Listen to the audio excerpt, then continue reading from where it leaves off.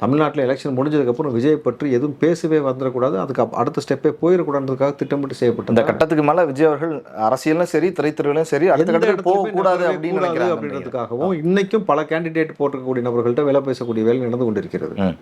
வாபஸ் வாங்கிரு. ஓ, திமுக தரப்புல இருந்தா இல்லை அதிமுக? திமுக தரப்புல இருந்தா அதிமுக தரப்பு? திமுக தரப்புல தான். அதிமுக தரப்புல தான் அந்த வேலையை வந்து பெருசாக செய்ய வேண்டியதில்லை. அது வந்து இங்கே வந்து வேலைக்கு ஆகாதெல்லாம் அங்கே போயிடுவாங்க. இப்போ நம்ம மீசன் ஒருத்தர் போயிருக்காருல்ல, சீட்டு கொடுக்கலான்ட்டு போயிரு, தேமுதிகல இருந்து சீட்டு கொடுக்கலான்ட்டு, அது போல நடக்கும். ஆனால் முழுக்க திமுக தன்னுடைய அதிகாரத்தை எந்த அளவுக்குலாம் துஷ்பிரயோகம் பண்ணுமோ அதெல்லாம் பண்ணக்கூடிய வேலையை தான் அடுத்து பார்ப்பார்கள் பொழுது நீங்கள் இந்த 2 விஷயம் அப்படியே வச்சுருக்க. இப்போ நம்ம பேசின வரைக்கும் எந்த இடத்துல எந்த நேரத்தில் இந்த படம் வந்திருக்குன்றது நீங்கள் குறிப்பாக நீங்கள் கவனிக்கும் பொழுது நான் கேட்ட வரைக்கும் நேற்று பாண்டிச்சேரியோட போலிங் எலெக்ஷன் நடந்திருக்கு.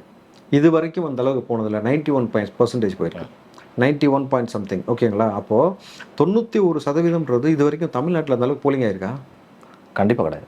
பாண்டிச்சேரியிலுமே போலிங் ஆகுது 75-78% வரைக்கும். அதுவே உச்சபட்ச போலிங். நம்ம தான் பெருமையாக பேசிக்கிட்டு இருப்போம். அப்போ 91% சாதாரண போலிங் கிடையாது. இது முழுக்க தளபதி விஜய் அரசியலுக்கு வந்த பிறகு அந்த இளைஞர்களை ஒட்டுமொத்தமாக கொண்டு வந்துட்டாங்க பொழுது.